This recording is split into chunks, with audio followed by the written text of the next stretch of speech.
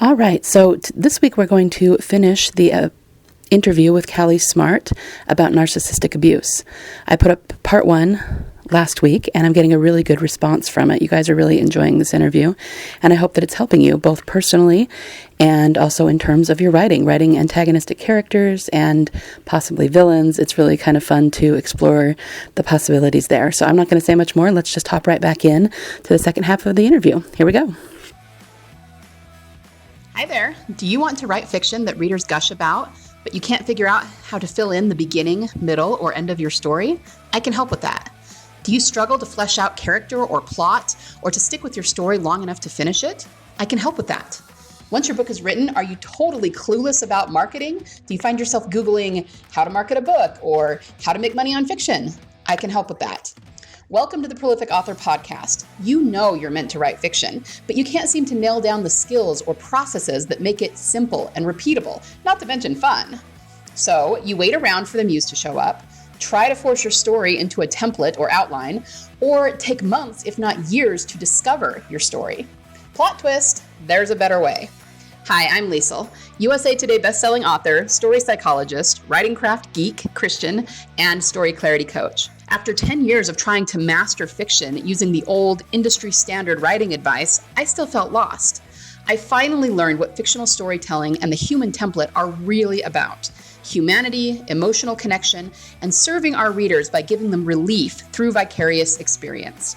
Imagine learning how to flesh out your characters, plot, world, and theme with such definition and clarity that every story you ever write lands with readers and makes people go, wow, now there's an author. Imagine knowing how to drill down to the heart of your story, to learn what it's really about, and tell the unique story that only you can tell, so that you can get more readers, more downloads, more royalties, and of course, more fiction writing success. This is the podcast for you. We are prolific authors. It is. It's the psychological abuse. And for me and most people in this space who have really endured this over a long period of time, for me, I got PTSD, and it just came to a point where I could literally not function on any level. I would go to my office and I would sit there for 8 hours and I would stare at the wall. Thankfully, I had an office to myself, because other people would think, what is happening? Or maybe not thankfully, maybe they'd actually check on me. And then I'd drive back to my house. I felt like I might forget to pick up my kids. I didn't know how to grocery shop. I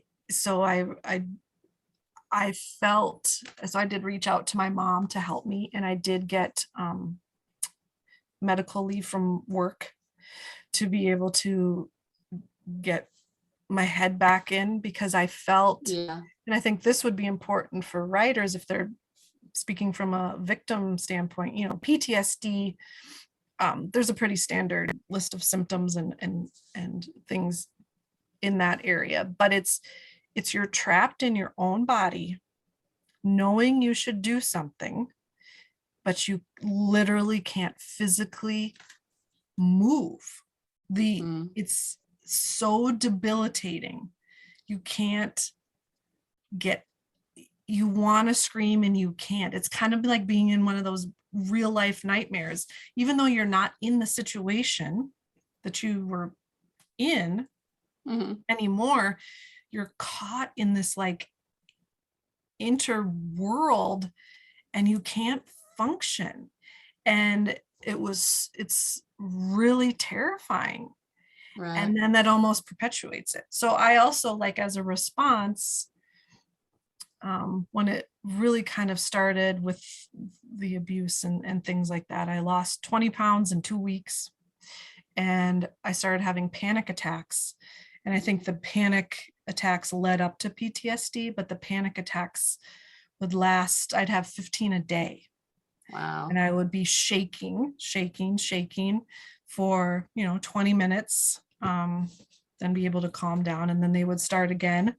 And even that physical act really made you lose a lot of weight, because I couldn't eat, and your body it's like you're running a marathon, right? And trying to keep up, and you can't sleep.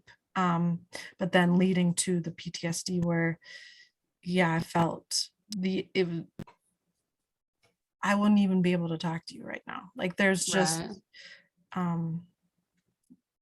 so yeah. And of course, during that time, he was just like, you just need to forget about it. You just need to move on. She's out of the picture. You just got to forgive me. We're just going to keep going. And I'm like, I'm in a hole in the ground with my broken leg and he's wanting to run a 5K today. It's just like, that's what it felt like. He was totally ignoring any, but I was also immersed in that environment. So I think getting yourself out, separating yourself from that environment. But when you have kids, you do anything for them and they start to threaten you, right? They're like, he would say, I'm gonna bankrupt you. I'm gonna take the children. I'm gonna, make you lose your job. I'm gonna, do all these things. And you believe that because you're like, well, yeah, maybe he could, or he could do, and he wouldn't leave the house because if he leaves the house, then he could maybe not get the house and the divorce. So then you're trapped there too. And mine did start to be physical, and that's when I was really like, I got to get out, but that can be part of it too, under the umbrella. So not to say that it's like there's physical abuse over here and narcissist over here, it's all under abuse, but the manipulative part and now can still continue even though I don't live with him or anything, but it still can seep through when we do a hockey game, when he sees me when picking up the kids, or he sends me an email, or he still, even though I haven't had my text or calls on for 2 years now, good for me. Go you. He will use apps to call or text from a different number. You know how you can and he'll do that. So technology isn't always your friend. In that sense, no, because just to try to put down some things that are concrete, I'm just kind of thinking about kind of some things that it always looks like when you're dealing with a narcissist. So one of them we talked about is, what was the first thing I was thinking of? Would you say it's that this is correct, that they don't want to deal with consequences for one thing. So they want to do whatever they want. But then I was thinking about that when you were saying he was going, just forgive me, just let it go. Well, you got to have a consequence for that. And he doesn't want to have a consequence. 100%. He just wants to move on. So 100%. they don't want to deal with consequences. Yeah. We talked about them being several steps ahead of you to try and gaslight you or make you look bad. Do you find that he plays the victim a lot? I know that that's something I've 100%. Seen. Yeah. You're doing this to me. And again, it's situations that maybe don't even involve him. There's nothing to do with that. And it's still like I'm picking on him, is like, this isn't even about you. Mm-hmm. Okay. So there's that. There's being addicted to drama. And I don't know if everyone understands what that means. It just kind of is like when they create drama around themselves and create drama between people in their lives, try to like pit people against each other. I've seen people do that. And I've literally had people say, okay, human beings don't do that to people they love. Like mothers do not do that to children they love. People do not do that to their spouse, but narcissists do, because they thrive on the drama. So have you seen that as well? Oh, 100%. Yeah. Yeah. And it's again, this kind of baiting, like just to get a reaction. Right. Is really what it's about. Like, I know she likes that person, so I'm going to bring up that person and say that they said something about her just to see if it like just pings anything. And if I'm like, what? Hey, why would that? You know what I mean? And then they're like, oh, this is awesome. This is great. I'm going to sit back and get the popcorn, and it's just like, it's so mean. So mean. It is. It is. And it's rough to deal with. I'm sorry you had to deal with that for so long. But I do kind of want to circle back to something you said before, which was that I think in terms, especially of writing it, the worldview is really important. So you said that they're coming from a place of everyone's out to get them.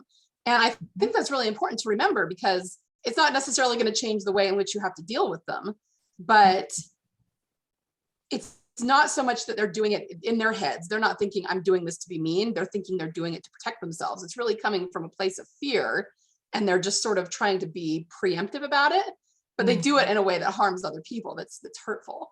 So that's something that's probably, like I said, I mean, some people don't like to look at it that way because it feels like we're trying to have sympathy with this person, which maybe, I guess, depending on how you look at it, you are, but just in the sense of understanding it. But that doesn't necessarily mean that you shouldn't set boundaries. I mean, you still have to deal with them in the same way, because as you said, they're not going to get any better. So, Right. I mean, what are your thoughts on that? Yeah. Well, I mean, it is a personality disorder, right? It is been listed as a disorder. It is a twistedness of the personality. So I do have sympathy. Now, some would, yeah. So maybe some would agree with you in terms of like, they know exactly what they're doing. They know exactly what they're saying, and they're doing it on purpose. And should have no sympathy for them. But yeah, I mean, for me, I'm always looking for trying to understand the person behind, like, how can they even continue in their life in this way and just continue to burn bridge after bridge after bridge and not see or have any self-reflection. The reason is because they think they're doing the right thing, right? They think, like you said, they're protecting themselves, or it's like it's a psychosis of some sort that's telling them in a really messed up way that everyone's out to get you. You can't trust anyone, so only be out for yourself. And they're probably thinking about you in this way, and just this kind of little super evil voice, which sounds like a miserable existence. So how can you? I mean, nobody in this that treats anyone this way is happy. They'll try to tell you that they're happy. They'll show you their new girlfriend. They'll show you their new house and car and how happy in their job, and but there's no way that someone that mean to other human beings is happy. There's just so I agree.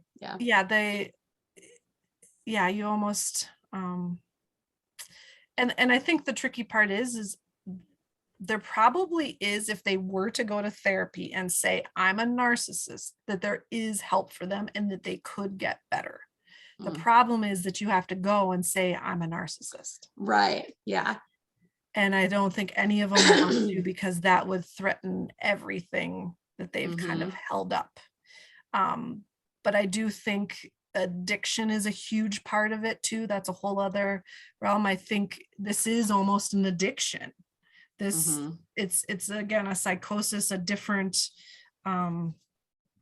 it's an addiction to drama, addiction to themselves, addiction to the feeling superior.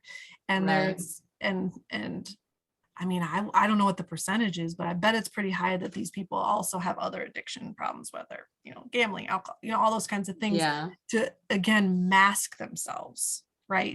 People use those things for all kinds of purposes, but it would be a way to cover up who they truly are, because if they truly showed themselves, that they think the world just wouldn't be there for them, so they can never show themselves, because maybe they did as a small child and they were abused, or they because this is a generational thing, and what makes a child come out and say, I don't want to be like that, and comes from a healing, or someone who then starts to gravitate towards those same behaviors and then goes into the same kind of like, because the words, to be honest, the words are exactly the same. I'll see like text threads from other people who are in these relationships, and like, he could have wrote that.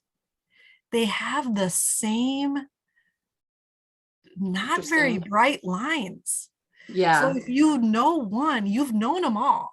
Now they're all slightly different. Like I said, like there's a little bit difference in each nuance of story and person and things like that. But generally, it's like the same crap over and over and over again.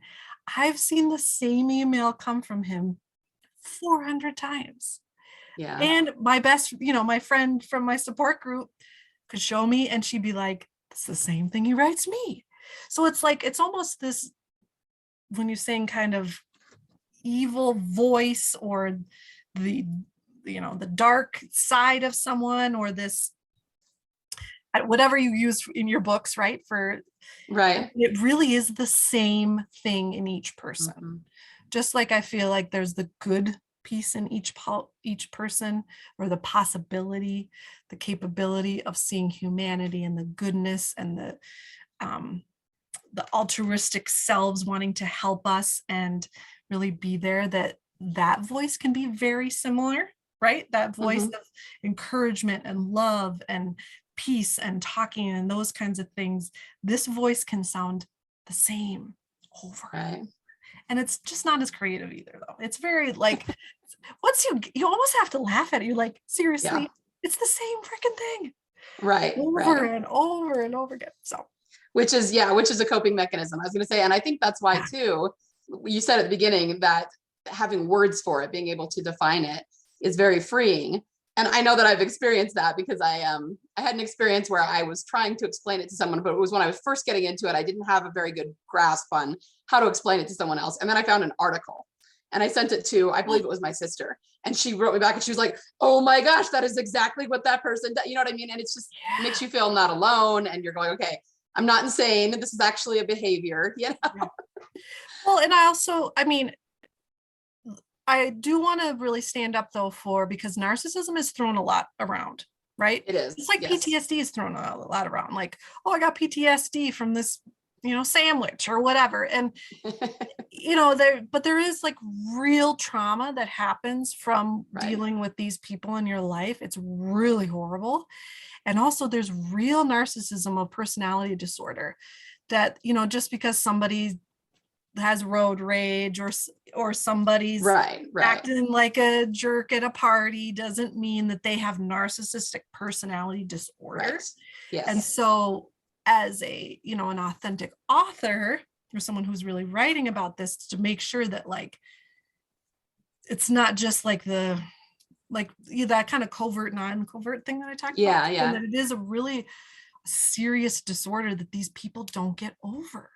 Mm-hmm. It's not like you can go in and out of it. This is who they are. And without really dramatic therapeutic help, no. And most of them that I've read die alone, really sadly, because they have burned all the bridges with loved ones, parents, siblings, their children, and are really, really lonely. Yeah. Not all, but once people kind of figure this out, that this person doesn't really do what they say they're going to do, that people start to stand up and notice, and they do get worse as they age, which is kind of a weird thing. And when I met my current husband, I made him take a lot of personality tests when we first were dating, which maybe do not blame you for that. Yeah. I was like, what about this? What's your relationship with your mother? How would you handle this situation? Those kinds of things. So he's probably like, no. I explained the situation, but I also was just shocked by, action speaks louder than words, right? So he would say he would do something, and he did it. And he would do it. Interesting. Sometimes as simple as that, right? Whereas this other person would say something and he wouldn't do it. He wouldn't follow through. He wouldn't, his words sounded so perfect. And then in the end, there was no match. So that was really important to me. And really, I took notice to look at that and not what somebody said, because these people sound amazing, right? Usually amazing speakers. They know every possible word to make you feel like the best person, the most loved, the most everything, and in the end they don't follow through. So well, I mean, and thank you for clarifying that, the word, because there's a lot of words that we throw around like that. Another one that I think of is psychopath, sociopath. I mean, you can say someone got mad and threw a book and they were being a psychopath, but that's not the same thing as being an actual psychopath. And that is on that So, yeah. spectrum though, the psychopath and the sociopath, like you said, that is like narcissism to an extreme. And I don't feel like that's in my situation.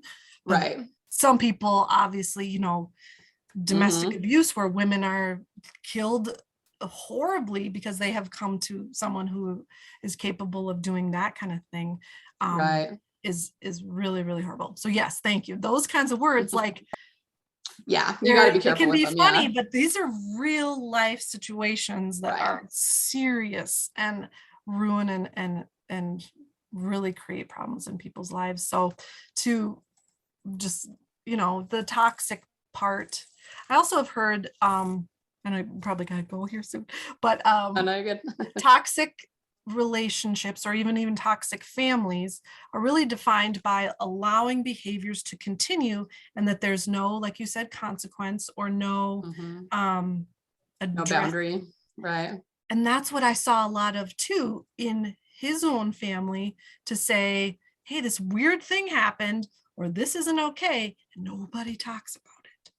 Right. And so that I think can perpetuate for generations too. So even in my own life, encouraging my children to say, you can speak up and say, this is not okay. Right. Or at work with a coworker that's being real weird.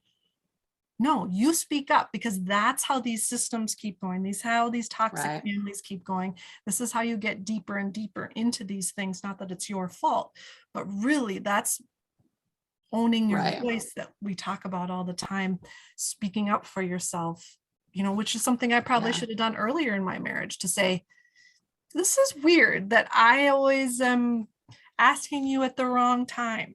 Right. And you're getting mad at me. I should have. But when you're young, and I wanted to be a good wife. So then, and he knows I want to be good. Right. Not in a like, I'm perfect and I'm like the little housewife, because I'm definitely, if you knew me, that's not me. I'm actually the opposite. I do no. But yeah, there's things that you should continue to speak up right away. And and I feel like the world is kind of, because you brought up a couple of good things there. I mean, one is that most of us, because we're good people and just genuinely want to live happy, peaceful lives, we don't want to rock the boat, and they exploit that. They know how to exploit that. But the other thing is, the world we live in is very much teaching us that if we speak up, we get stomped on, on social media, on anything to do with politics, on anything like that. And so we have to learn to speak up, even though, because I mean, and I think you can probably attest to, if you do speak up with a narcissist, it's not going to be pretty. It's not like if you speak up once, everything goes away. They are going to yell at you, but it's only, you have to be able to defend yourself and your boundaries, Yeah. And that's taken a lot of practice over the years. And there's also times where I know if I speak up, I'm going to get the wrath of whatever is coming at me that day. I prepare myself. I hang out with friends. I talk to my husband. I get my mom on the phone. I have my team, my things ready, because if it doesn't go on me, the wrath is going somewhere, and it's probably going to my kids. I'm telling you, there's no, if they're not picking on you, they're picking on somebody. It has to be. If they're not love bombing you, they're love bombing somebody else. So but there's times where, I've had to like prepare myself, get my troops ready, get my, when you run in a marathon, you don't just show up, right? You got your outfit, you got your good running shoes, you got your, I'm a runner, but you're ready for the race, and you have friends along the way on your water stops, and you do, so that's really what I kind of feel like when I go into these things, because before it would have just crumbled me, and I'd have to leave work, and I'd have to go to bed. I'd have to, it would just wreck me for days. And I actually have to live and keep a job and do the dishes and, pick my kids up at school. And so I've learned over the years those kind of tools to handle that, because it will come at you so hard. And I've had to I will 100% always take it over my kids. Now you can't always control that, but I think a lot of people I know in other situations, maybe from that are siblings are thinking. They'll take it, and so that their sister doesn't have to take it. Right. They'll take it, and that can be in all abuse situations, right? That can be like, I'll take it so my mom doesn't have to. But I've seen that too. Like, I know it's coming, but I have to bring this up, right? Because it's, the kid has to go to school, or it's just something you can't go around. And I know the wrath of whatever is coming at me, and I have to be strategic of how to protect my heart, my mind, because the trauma will go and put me right back in that situation of being threatened. Yeah. Well, hey, thanks so much for being here with us today. I feel like we've covered a lot of ground, and like we said, narcissism, it's hard to pin down. So I feel like at the end of any kind of given conversation, a lot of people are still going, okay, so now, like, what is it?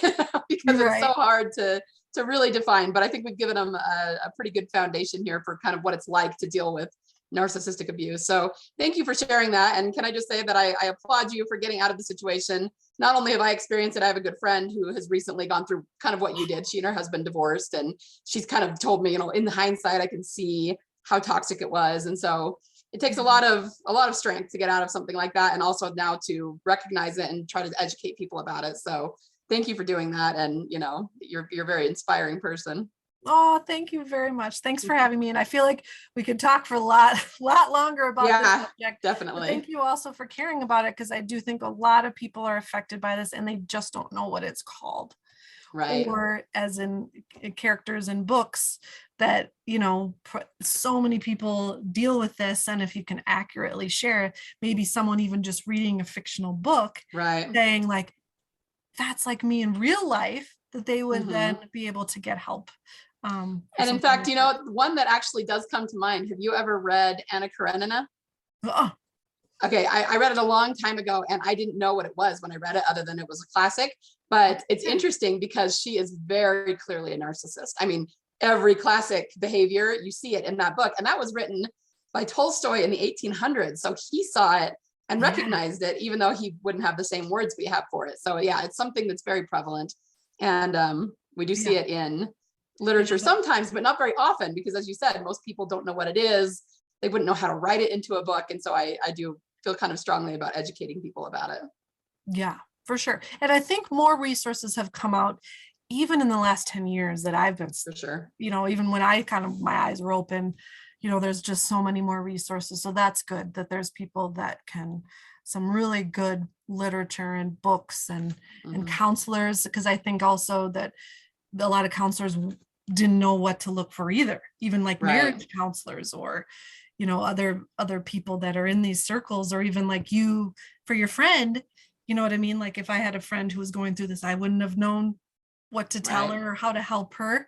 And so the more that we can all recognize and be like, you got to get out there, it's not going to get better. As much as you don't want to hear that, it's not going to get better. And for you and everyone in your life, including your children, please get out and get out safely. And that's that. Yeah. Go find your happiness. Just go be happy, because you're not going to be happy in this relationship. Yes, I appreciate. Yes, that's wonderful.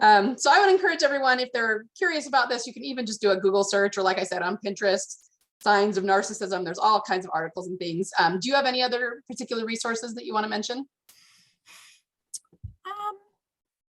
So I guess I'm more interested in the mom and children scenario, like the co-parenting kind of thing. And there's a woman called One Mom's Battle. Her name is Tina. And she has a pretty robust website and resources for someone who is battling a narcissist in court. Interesting. And that has its own whole world.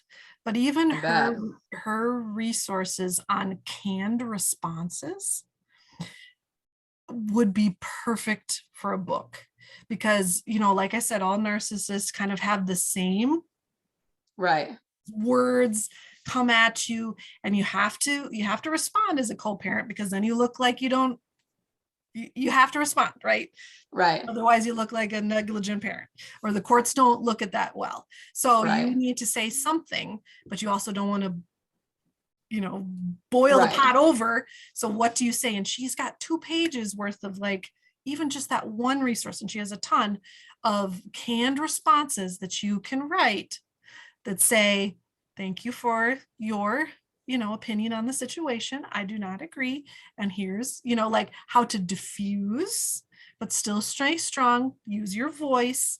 And, even, so I think she's been a really good go-to for me, in terms of the co-parenting.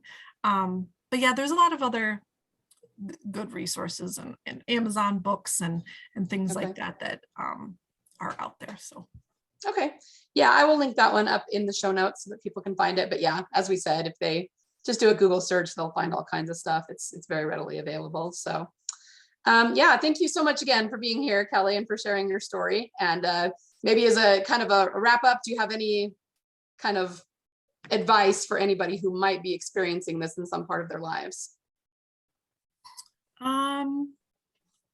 Yes, find a support group.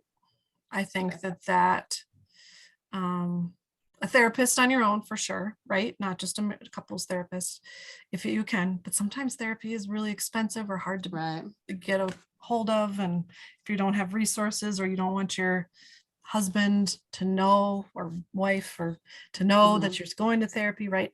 Find a support group. There are tons out there. There are ones online, especially now since the pandemic. Right. You can share your story and then know you're not alone.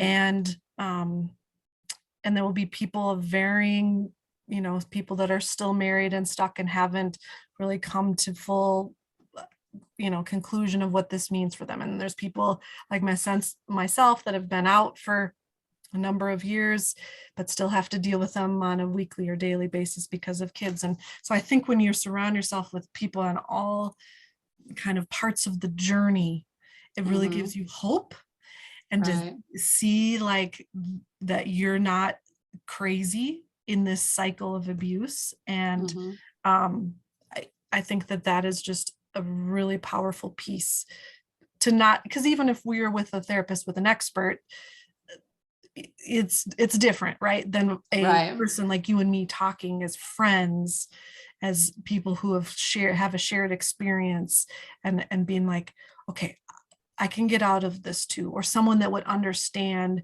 Because I talk to other friends, and although they're very caring and like, Kelly, this sucks that you went through this, they don't know in that same way or how to help me and respond, and they're like, well, can't you just do this? And I'm like, no, because he's not normal, right? In a normal situation, normal divorce, that would be totally appropriate to do, but this is different. So you need those friends and those people in your lives that know this. So I would say support group is number one.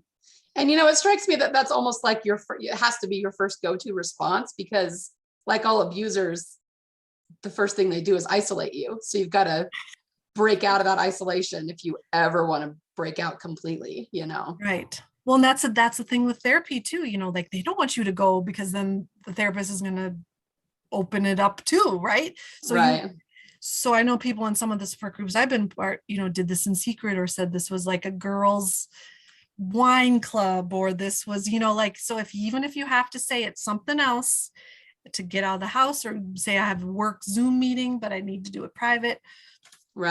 That is so important. And then they can make you have a plan, because sometimes it's really dangerous to leave abusive situations. So in that regard too, that these people can help give you resources and a plan, and be those friends that you really need in that time, especially if you don't, if you've been isolated from all your girlfriends and they're like, oh, Kelly doesn't care about me anymore, she only does this, when it's really because you've been in this horrible relationship. You'll get a community of people around you that care about you and are going to help you. Yeah, 100%. All right. Well, thanks again. And, if there's good luck with everything, I hate to say good luck with your narcissist, because, I know it's really not that simple, but I hope everything goes well for you. And again, thank you for sharing your story to help other people. Yes, of course. Thank you very much for having me. It's a pleasure. Before you go, if you found value in this episode, can you do me a solid and share it with other authors you think might benefit from it? Remember, the rising tide lifts all boats. Also, if you haven't yet, would you be willing to leave me a review on Apple Podcasts? It's the only way for me to know that you're enjoying the podcast, and it helps Apple recommend it to other authors like you who might benefit from it. Finally, if you haven't already, hop over and join the Prolific Author community on Facebook. Inside, authors network, ask questions, and I often do teaching via Facebook Lives. Thank you so much for listening today. Happy story crafting this week. And remember, there is always a market for awesome.